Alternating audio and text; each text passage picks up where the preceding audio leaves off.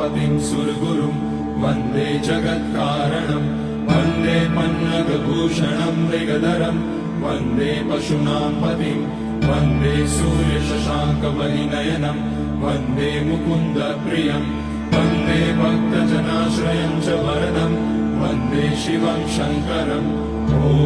मृत्युञ्जयाय रुद्राय नीलकण्ठाय शम्भवे अमृतेशाय शर्वाय महादेवाय ते नमः।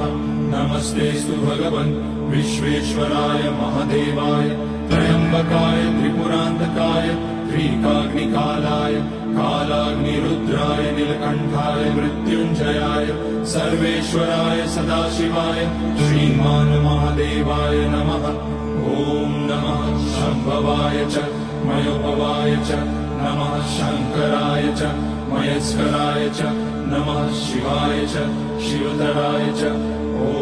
त्र्यम्बकं यजामहे सुगन्धिं पुष्टिवर्धनम् उर्वारुकमिव बन्धनान् मृत्योर्मुक्ष्यमामृतात् नागेन्द्रहाराय त्रिलोचनाय भस्माकराय महेश्वराय नित्याय शुद्धाय दिगम्बराय तस्मै नकाराय नमः शिवाय